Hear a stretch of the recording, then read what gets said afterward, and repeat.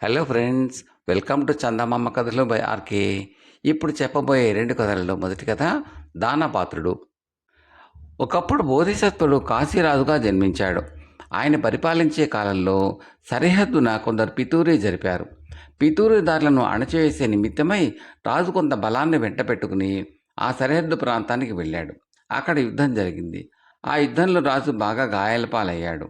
ఆయన ఎక్కి ఉన్న గుర్రం కాస్త బెదిరిపోయి ఆయనతో పాటు యుద్ధరంగం నుంచి పారిపోయింది. కొద్దిసేపట్లో రాజు గుర్రంతో సహా ఒక సరిహద్దు గ్రామంలోని రచ్చబండను చేరుకున్నాడు. ఆ సమయంలో గ్రామంలోని 30 గడపల వారు అక్కడ చేరి గ్రామ వ్యవహారాలు మాట్లాడుకుంటున్నారు. కత్తి, డాలు, కవచము ధరించి యోధుడి వేషంలో ఉన్న రాజు అక్కడ ప్రత్యక్షమయ్యేసరికి రచ్చబండ దగ్గర ఉన్నవారంతా భయపడి చెల్లాచెదురుగా పారిపోయారు. ఒక్క గ్రామస్తుడు మాత్రం అక్కడి నుంచి కదలలేదు. ఆ గ్రామస్తుడు రాజును సమీపించి, "నువ్వు పితూరిదారువా, రాజుపక్షం వాడివా?" అని అడిగాడు. "అయ్యా, నేను రాజుపక్షమే" అని రాజు జవాబు చెప్పాడు. ఈ మాట విని గ్రామస్తుడు తృప్తి పడ్డట్టు కనబడి, "అయితే మా ఇంటికి పోదాం రా" అని రాజును అతిథిగా తన ఇంటికి తీసుకుపోయి గాయానికి తగు చికిత్స చేయించి తన భార్య చేత ఆయన కాళ్ళు కడిగించి భోజనం పెట్టించి అతిథి మర్యాదలన్నీ చేయించాడు. ఆ తర్వాత రాజు ఎక్కి వచ్చిన గుర్రానికి నీరు పెట్టి దాణా వేశాడు. రాజు ఆ గ్రామస్తుడి ఇంట కొన్ని రోజులు అతిథిగా ఉన్నాడు. గాయాలు మానుకున్నాయి. ఈ లోపలే ఆయన సైనికులు పితూరిని అణచివేయటం జరిగింది. రాజు తిరిగి వెళ్ళిపోతూ గ్రామస్తుడికి తన కృతజ్ఞత తెలుపుకుని, "అయ్యా, నేను కాశీనగరవాసిని. మా ఇల్లు కోట ఆవరణలోనే ఉన్నది. నాకు ఒక భార్య, 2 కుమారులు ఉన్నారు. మీరు కాశీనగరానికి వచ్చి కుడి చేతి వైపున ఉండే ఉత్తర ద్వారం వద్ద ఆ కాపలావాడిని, 'మహాశ్వారోహుడు ఇల్లెక్కడా' అని అడిగితే వాడు మిమ్మల్ని మా ఇంటికి తీసుకొస్తాడు.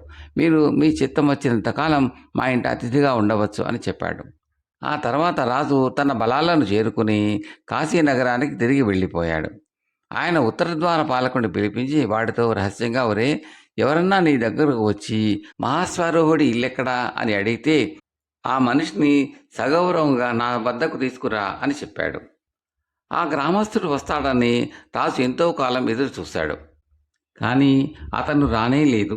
అతన్ని ఏ విధంగానైనా సరే రప్పించాలనే ఉద్దేశంతో రాజు తన మంత్రులతో చెప్పి ఆ సరిహద్దు గ్రామం మీద కొత్త పన్నులు వేయించాడు. అప్పటికీ ఈ గ్రామస్తుడు రాజు వద్దకు రాలేదు. రాజు మరికొంతకాలం చూసి ఆ గ్రామం మీద మరొక కొత్త పన్ను వేయించాడు. ఈ విధంగా 2-3 సార్లు జరిగాక ఆ గ్రామంలో ఉండే మిగిలిన వాళ్ళు గ్రామస్తుడి దగ్గరకు పోయి, "ఈ పన్నులతో చచ్చిపోతున్నాం. కాశీనగరంలో ఎవరో నీ మిత్రుడు ఉన్నాడని చెప్పావు కదా, నువ్వు వెళ్ళి ఆయనను చూసి పన్నులు ఇచ్చుకోలేక మనం అందరం నానాగచాట్లు పడిపోతున్నామని మొరపెట్టి వాటిని తీయించలేవా" అన్నారు. "నా స్నేహితుని చూడడం కష్టం కాదు, కానీ ఆయన దగ్గరికి బట్టి చేతులతో ఎలా వెళ్ళేది? ఆయనకు ఒక భార్య ఉన్నదట, 2 కొడుకులున్నారట. అందరికీ బట్టలు తీసుకుపోవద్దా? ఆయన భార్యకు కానుకగా నగానట్రా తీసుకుపోవద్దా? వాటన్నిటినీ త్వరలో సిద్ధం చేయండి. అలాగే బయలుదేరి వెళ్తాను" అన్నాడు గ్రామస్తుడు. మిగిలిన వాళ్ళు బట్టలు, నగలు సమకూర్చారు. అవి గ్రామస్తులకు పనికి వచ్చే ముతక వస్త్రాలు, మోటు నగలును. గ్రామస్తుడు తన భార్య చేత రొట్టెలు, పిండి వంటలు తయారు చేయించాడు. తాను తీసుకువెళ్ళే వస్తువులన్నీ ఒక మూట కట్టి వెంట తీసుకుని బయలుదేరాడు. కొంతకాలానికి అతను కాశీనగరపు కోట చేరి కుడివైపున ఉండే ఉత్తర ద్వారం సమీపించి అక్కడ ద్వారపాలకుడిని, "బాబు, నేను మహాశ్వరహుడి ఇంటికి వెళ్ళాలి. దారి ఎటు?" అని అడిగాడు. తక్షణమే ద్వారపాలకుడు గ్రామస్తుడిని తన వెంట పెట్టుకుని రాజుగారి అంతఃపురానికి తీసుకుపోయి రాజు ఎదుట పెట్టాడు. అతన్ని చూసి రాజుకు పరమానందమైంది. గ్రామస్తుడు తన కోసం తెచ్చిన తినుబండారాలను ఆయన తన భార్య చేత, కుమారుల చేత, తన మంత్రి సామంతుల చేత తినిపించి తాను కూడా తిన్నాడు. అతను తెచ్చిన ముతక బట్టలను తన భార్యా బిడ్డల చేత కట్టించి తాను కూడా కట్టుకున్నాడు. తర్వాత ఆయన తన అతిథికి మేలైన పట్టుబట్టలు కట్టబెట్టి తన పాకశాలలో తయారైన భోజనమే అతనికి పెట్టించాడు. తన గ్రామం మీద వేసిన పన్నులు తీయించటానికి వచ్చాడు అని తెలిసి రాజుగారు ఆ పన్నులను రద్దు చేయవలసిందిగా మంత్రులకు ఉత్తర్విచ్చాడు. ఆ తర్వాత రాజు సభ చేశాడు. ఆ సభలో మంత్రి సామంతులు అందరి సమక్షాన రాజు ఆ గ్రామస్తుడిని తన అర్ధరాజ్యానికి రాజుగా ప్రకటించాడు. ఆ గ్రామస్తుడు వచ్చిన క్షణం నుంచి రాజుగారు అతని పట్ల చూపుతూ వచ్చిన ఆదరం మంత్రులు మొదలైన వారికి కొంచెం కూడా నచ్చలేదు. అతడికి అర్ధరాజ్యం పట్టం కట్టడం వారి దృష్టిలో చాలా అవివేకంగా కనిపించింది. కానీ రాజుగారికి ఎదురు చెప్పడానికి వారికి సాహసం లేకపోయింది. అందుకని వారు రాజకుమారుని చేరదీసి, నాయనా, మహారాజు గారు నీకు చాలా అన్యాయం చేస్తున్నారు. నీకు చెందవలసిన రాజ్యంలో సగభాగం నిష్కారణంగా ఈ అనాగరికుడికి కట్టబెడుతున్నారు. ఇందుకుగాను మహారాజు గారి దగ్గర ఆక్షేపణ తెలుపుకోవలసిన వాడవు నువ్వే అంటూ ఆ కుర్రవాడికి బాగా బోధించి పంపారు. రాజకుమారుడు తండ్రి దగ్గరకు వెళ్ళి వాళ్ళు చెప్పినట్టే తన ఆక్షేపణ తెలిపాడు. అంతా విన్న రాజు, నాయనా, ఇది నీకు కలిగిన ఆలోచన కాదు. నన్ను ఇప్పుడు అడిగిన ప్రశ్నే నిండు సభలో అడుగు. అప్పుడు నేను నీకు తగు విధంగా సమాధానం చెబుతాను అన్నాడు. రాజకుమారుడు ఆ ప్రకారమే మర్నాడు నిండు సభలో తండ్రిని, ఈ గ్రామస్తుడికి మీరు అర్ధరాజ్యం ఇవ్వటానికి కారణమేమిటి అని అడిగాడు. వెంటనే రాజు, కుమారా, ఈ గ్రామస్తుడు ఒకప్పుడు నాకు ప్రాణదానం చేశాడు. ఆ సంగతి నీకు తెలియదు అంటూ సరిహద్దున పితూరి జరిగిన సమయంలో బాగా గాయపడిన తనను గ్రామస్తుడు కాపాడిన వృత్తాంతమంతా వివరంగా చెప్పాడు. ఆ తర్వాత ఆయన ఇంకా ఇలా అన్నాడు. అపాత్రుడికి దానం చేయడం ఎంత తప్పో, పాత్రుడికి దానం చేయకపోవడం కూడా అంత తప్పే. నేను రాజునని ఎరగకుండానే ఈ గ్రామస్తుడు నా పట్ల విశ్వాసం చూపాడు. సమయానికి సాయపడ్డాడు. నేను రమ్మని ఆహ్వానించినప్పటికీ ప్రత్యుపకారం పొందే ఉద్దేశం లేని కారణం చేత అతడు రానేలేదు. చివరకు గ్రామక్షేమం కోరి మాత్రమే అతను బయలుదేరి వచ్చాడు. నా అర్ధరాజ్యానికి ఇంతకంటే అర్హుడెవరు? ఈ మాటలు విని మంత్రి, సామంతులు అందరూ సిగ్గుపడ్డారు. రాజకుమారుడు తను చేసిన పొరపాటు గ్రహించాడు. అతడికి తండ్రి మాటలు చాలా సంతోషం కలిగించాయి. ఆనాటి నుంచి రాజు తన జీవితాంతం వరకు ఆ గ్రామస్తుని ఎంతో ఆదరంగా చూశాడు. కథ సమాప్తం. రెండవ కథ, అమ్ముడు పోయిన బిడ్డ. ఈ కథను రాసిన వారు శ్రీ రమేష్ బాబు. ఒక గ్రామంలో ఒక భార్యాభర్త ఉండేవాళ్ళు. వారికి పెళ్ళైన చాలా కాలానికి భార్య గర్భవతి అయింది. తీరా నెలలు నిండాక ఆమెకు ఏదన్నా పుణ్యక్షేత్రానికి వెళ్ళి ప్రసవించినట్టయితే మంచి బిడ్డ కలుగుతాడనిపించింది. ఈ మాట ఆమె తన భర్తతో చెప్పింది. భర్త సమ్మతించి ఆమెతో సహా కొంత దూరంలో ఉన్న పుణ్యక్షేత్రానికి బయలుదేరాడు. వాళ్ళు తాముండే నగరం దాటి సాయంకాలానికి ఒక విస్తృతమైన వనం ప్రవేశించారు. ఓపలైన మనిషి కావటం చేత ఆమె అలసిపోయి ఎక్కడనైనా కాసేపు కూర్చుని విశ్రాంతి కోరింది. దారికి కొంత ఎడంలో ఒక కుటీరం చెట్ల సందుగా కనబడితే ఆమెను భర్త అక్కడికి తీసుకుని వెళ్ళాడు. ఆ కుటీరంలో ఒక సిద్ధుడు ఉంటున్నాడు. ఆయన ఆ భార్యాభర్తలకు అన్ని సౌకర్యాలు అమర్చి కుటీరం వెనక ఉన్న పంచలో ఆ రాత్రికి పడుకోమన్నాడు. భార్య వెంటనే నిద్రపోయింది. భర్తకు ఎంతకో నిద్ర పట్టలేదు. ఒక రాత్రి వేళ కుటీరం లోపల సిద్ధుడు, ఆయన శిష్యుడు మాట్లాడుకోవడం భర్తకు వినిపించింది. ఈ మనిషికి ఎలాంటి బిడ్డ పుడతాడంటారు అని అడిగాడు శిష్యుడు. ఆడబిడ్డ పుట్టుతుంది, కానీ తల్లి చనిపోతుంది. ఆమెకు పుట్టే ఆడపిల్ల ఒక కొడుకును కని వాణ్ణి అమ్మేస్తుంది అన్నాడు సిద్ధుడు. ఈ మాటలు విని భర్త చాలా బాధపడ్డాడు. లేక ఒక బిడ్డ పుడితే అది ఆడపిల్ల కావటం ఏమిటి, తన భార్య చచ్చిపోవటం ఏమిటి, తన కూతురు తాను కనే బిడ్డను అమ్మేయడం ఏమిటి, ఇదంతా ఏదో శాపం అన్నట్టు అతనికి తోచింది. మర్నాడు తెల్లవారుతూనే అతను తన భార్యను లేపి సిద్ధుడికి కృతజ్ఞత తెలుపుకుని ఆయన వద్ద సెలవు పుచ్చుకుని మళ్ళీ తీర్థానికి బయలుదేరాడు. వాళ్ళు పుణ్యక్షేత్రం చేరకముందే ఆమెకు నొప్పులు ఆరంభమయ్యాయి. ఒక కాపువాటి గుడిసెలో ఆమె ఆడపిల్లని ప్రసవించి కొద్దిసేపట్లో ప్రాణాలు వదిలింది. సిద్ధుడి నోట విన్న 2 అంశాలలో ఒకటి అక్షరాలా నిజమైంది. మిగిలిన ఎట్లాగైనా అబద్ధం చేయాలని భర్త అనుకున్నాడు. అతను తన కుమార్తెను ఇంటికి తెచ్చి రూపరాణి అని నామకరణం చేసి ఆ బిడ్డను పెంచడానికి ఒక దాదిని ఏర్పాటు చేసి తన కాలమంతా ధనార్జనకు వినియోగించాడు. అతని కృషి ఫలించింది. పిల్లకు 5 ఏళ్లు నిండే లోపలే అతను చాలా పెద్ద ధనవంతుడయ్యాడు. ఆయన నగరం వెలుపల ఒక ఒంటి స్తంభం మేడ కట్టించి దాని పై బురుజులో తన కుమార్తె, ఆమె దాది ఉండటానికి ఏర్పాటు చేశాడు. వాళ్ళు కిందికి దిగి వచ్చేందుకు మార్గం లేదు. వాళ్లకు కావలసిన వస్తువులన్నీ కింద నుంచి తట్టల్లో అందిస్తే పైకి చేదుకోవాలి. తన కుమార్తె ఒక బిడ్డను కని ఆ బిడ్డను అమ్ముకుంటున్నది అంటే అంతకన్నా భయంకరమైన విషయం మరొకటి ఉండదు అనే భావంతో ఆ తండ్రి అలా చేశాడు. ఆయన కుమార్తె రూపాన్ని ఆ ఒంటి స్తంభం మేడలోనే పెరిగి పెద్దదై చాలా అందగత్తెగా తయారైంది. ఆమెకు తన తండ్రి ముఖము, దాది ముఖము తప్ప మూడో మనిషి ముఖం తెలియదు. ఒకనాడు ఆమె తన బురుజులో నిలబడి బయటికి చూస్తూ ఉండగా కొద్ది దూరంలో ఒక గుడారం కనిపించింది. అది ఆ నగరపు రాజకుమారుడు వేట కోసమని వచ్చి వేయించుకున్న గుడారం. రూపురాణి చూసే సమయానికి గుడారం దగ్గర రాజకుమారుడు వేట దుస్తులతో నిలబడి ఉన్నాడు. రూపురాణి తన దాదిని పిలిచి, దాదెమ్మ, ఆ వింత జంతువును చూసావా? దాని పేరేమిటి అని అడిగింది. అది జంతువు కాదమ్మా, రాజకుమారుడు, మంచి అందగాడు కూడాను అన్నది దాసి. రూపురాణి దాదెమ్మ చెప్పిన కథలన్నిటిలోనూ రాజకుమారులు రాజకుమార్తెలు ఉండేవాళ్ళు. వాళ్ళు ప్రేమించుకుని పెళ్లి చేసుకునేవాళ్ళు. అందుచేత రూపురాణి ఆ రాజకుమారుని ఆసక్తితో చూసింది. రాజకుమారుడు కూడా రూపురాణిని చూసి ఆమె అందానికి ఆశ్చర్యపడి సమీపానికి వచ్చి ఆమెను పలకరించాడు. రూపురాణి బురుజు చుట్టూ ఉన్న పెట్టెకోట వద్దకు వచ్చి దాని మీదుగా వంగి రాజకుమారుడితో మాట్లాడింది. అది మొదలు రాజకుమారుడు వేట నెపం మీద తరచుగా అటుకేసి రాకపోకలు సాగించాడు. ఇద్దరి స్నేహము త్వరలోనే ప్రేమగా మారింది. తనను ఒక్కసారి పైకి రానివ్వమని రాజకుమారుడు రూపాణిని ఎన్నోసార్లు ప్రార్థించాడు. చివరకు ఆమె ఉండబట్టలేక ఒక తాడుని కిందకి దించింది.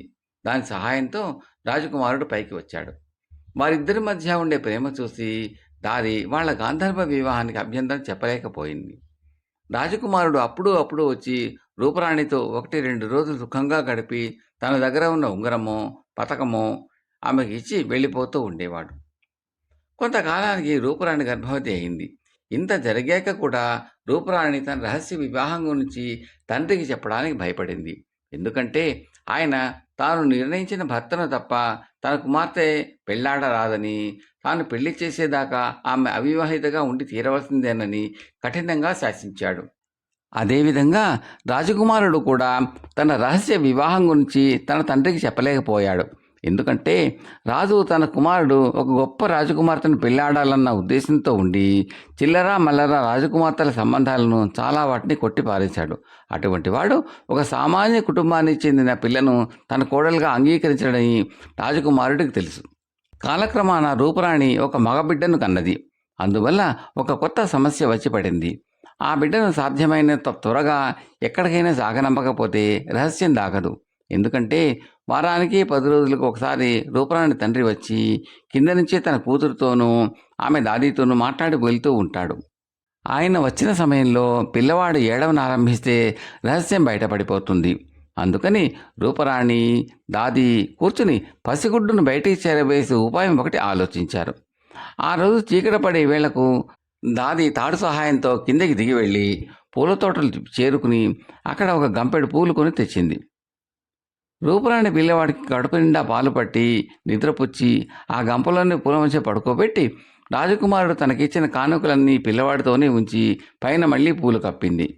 దాది ఆ గంపను తీసుకుని కిందికి దిగి తిన్నగా రాజభవనానికి వెళ్ళి అక్కడ దాసీలతో, రాణిగారి కోసం పూలు తెచ్చాను, 2 వరహాలకి తీసుకోమనండమ్మా అన్నది. గంపెడు పూలు 2 వరహాలకు దొరుకుతున్నాయని వినగానే రాణి దాసీలకు 2 వరహాలిచ్చి పంపి గంపను తెప్పించుకున్నది. ఆమె ఆత్రంగా పై పువ్వులు తీస్తూ ఉంటే వాటి అడుగున సుఖంగా నిద్రపోతున్న బిడ్డ కనిపించాడు. పసిగుడ్డే కానీ చూడబోతే కులీనుల బిడ్డలాగా కనిపించాడు. రాజుగారు కూడా వచ్చి చూసి, ఆహా, ఎంత చక్కని బిడ్డ అన్నాడు.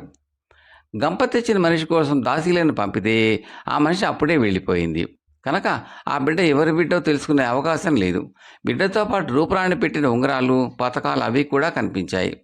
ఈ బిడ్డ తప్పక ఎవరు కులీనుల బిడ్డ, గొప్పవాళ్ల బిడ్డ. వీణ్ణి మరెవరూ పెంచడానికి వీల్లేదు, మనమే పెంచుకుందాం అన్నాడు రాజు. రక్తస్పర్శ మూలానో ఏమో కానీ రాణికి కూడా అలాగే అనిపించింది. రాజకుమారుడు బిడ్డ తన బిడ్డేనని గుర్తించాడు. కానీ ఆ సంగతి పైకి ఎలా చెబుతాడు? తన తల్లిదండ్రులే పెంచుకుంటున్నారు కదా, సమయం వచ్చినప్పుడు చెప్పొచ్చులేమని అనుకున్నాడు. అంతా బాగానే ఉన్నది కానీ తల్లి స్పర్శ లేని కారణం చేతనో ఏమో చంటిబిడ్డ అస్తమానం ఏడవసాగాడు. వాడిని ఊరుకోబెట్టడం ఎవరి వల్ల కాలేదు. అలసిన దాకా ఏడ్చి ఏడ్చి సమస్యలు నిద్రపోతాడు. మళ్ళీ లేస్తూనే ఏడుస్తాడు. పిల్లలకు జోలపాట పాడందే ఏడుపు మానరు. ఎవరైనా వచ్చి జోలపాడండి అని రాజభవనంలోని స్త్రీలను రాజు ఆజ్ఞాపించాడు. అందరూ పాడారు. కానీ ఎవరి పాటకు బిడ్డ ఏడుపు మానలేదు. రాజువారి నగరంలో ఉండే స్త్రీలందరూ వచ్చి తన పెంపుడు బిడ్డకు జోలపాడాలని చాటింపు వేయించాడు. వందల కొద్ది ఆడవాళ్లు రాజభవనానికి వచ్చి జోలలు పాడారు. కానీ బిడ్డ ఏడుపు మాన్చడం ఎవరి తరమూ కాలేదు. ఇంకెవరూ ఆడవాళ్ళు నగరంలో లేరా అని రాజు అడిగాడు. నగరం వెలుపల ఒంటి స్తంభం మేడ మీద ఎవరో ఒక అమ్మాయి ఉంటున్నది. ఆ అమ్మాయి తప్ప అందరూ వచ్చారు మహారాజా అని చెప్పారు భటులు. అందరూ వచ్చినప్పుడు ఆ అమ్మాయి ఎందుకు రాలేదు? అంత అహంకారమా అని రాజు అడిగాడు. ఆమె తండ్రి ఆమెను మేడ దిగి రానివ్వడు అన్నారు భటులు. ఆ తండ్రిని పట్టుకురండి అన్నాడు రాజు. రూపురాణి తండ్రిని రాజభటులు పట్టుకు తెచ్చారు. నగరంలో ఉండే స్త్రీలందరూ రావాలని చాటింపు వేయిస్తే నీ కూతురు మాత్రమే వచ్చి మా బిడ్డకు జోల పాడలేదు, ఏమిటి కారణం అని రాజు ఆయనను అడిగాడు. మహారాజా, ఆ కుమార్తె పెళ్లిగాని పిల్ల, దాని జోలపాటలు ఏమొస్తాయి అన్నాడు రూపరాణి తండ్రి. అది నీకెందుకు? పాటలు రాకపోయినా అందరూ వచ్చి జోలపాట పాడవలసిందే, అది నా ఆజ్ఞ అన్నాడు రాజు. రూపరాణి తండ్రి వెళ్ళి ఇన్నాళ్ళయ్యాక తన కుమార్తెను తెచ్చాడు. పిల్లవాడు ఏడుస్తున్నాడు, నువ్వు జోలపాట పాడితే పోరు మానేస్తాడేమో చూడు, పాడు అన్నాడు రాజు. రూపరాణి చిచ్చుకొట్టుతో ఇలా పాడింది. ఏడవకు ఏడవకు నా చిట్టి తండ్రి, నీ తల్లి నిజముగా నిర్భాగ్యురాలు, అపవాదు భయముతో అమ్మింది నిన్ను, నీ తండ్రి గుణశాలి నిన్ను రక్షించు, నీ తాత మహారాజు నిన్ను పోషించు, నీ తల్లి మాత్రమే నిర్భాగ్యురాలు, ఏడవకు ఏడవకు నాకన్న తండ్రి. రూపరాణి చెయ్యి తగిలి ఆమె కంఠం వినిపించిన మరుక్షణమే బిడ్డ ఏడుపు మానేసి పాట ముగిసేలోపుగా నిద్రపోయాడు. రాజుగారు రూపరాణి దగ్గరకు వచ్చి, నువ్వే ఈ బిడ్డ తల్లివి, సందేహం లేదు, కన్నబిడ్డను ఎందుకు అమ్మావు అన్నాడు. రూపరాణి తల వంచుకుని మాట్లాడలేదు. రాజు ఈసారి మృదువుగా, నిజం చెప్పమ్మా, నీకొచ్చిన భయం ఏమీ లేదు, నీ మీద ఈగ వాలనివ్వను, ఈ బిడ్డ తండ్రి ఎవరు అని మళ్ళీ అడిగాడు. రూపరాణి తల ఎత్తి రాజకుమారుడి కేసి చూసి మళ్ళీ తల వంచుకున్నది. అప్పుడు రాజకుమారుడు తండ్రికి నిజం చెప్పి క్షమాపణ పెట్టాడు. రూపరాణి కూడా ఏడుస్తూ తండ్రి కాళ్ళ మీద పడింది. తండ్రి రూపరాణి లేవనెత్తి, నీ తప్పేమీ లేదులే తల్లి, ఇలా జరుగుతుందని నువ్వు పుట్టక మునిపే ఒక మహానుభావుడు చెప్పాడు, ఆయన మాట అబద్ధం చేయడామని ఏటికి ఎదురీదాను, రాసిపెట్టింది తప్పించడం మన వల్ల అవుతుందా అన్నాడు. రాజుగారు ఆయన నుంచి జరిగిన కథ అంతా విని తన కొడుకును క్షమించి తన కోడల్ని స్వీకరించాడు. ఆయన తన కొడుకు పెళ్లి, మనవడి బారసాల ఒకేసారి మహావైభవంగా జరిపించాడు. కథ సమాప్తం. మీకు ఈ కంటెంట్ నచ్చితే లైక్ చేసి, ఇప్పటివరకు సబ్స్క్రైబ్ చేయకపోతే సబ్స్క్రైబ్ చేసి గంట సింబల్ కాల్ కూడా నొక్కడం మర్చిపోకండి. ఈ కథలపై మీ విలువైన అభిప్రాయాలను కామెంట్లో తప్పక పెట్టండి. Thank you very much.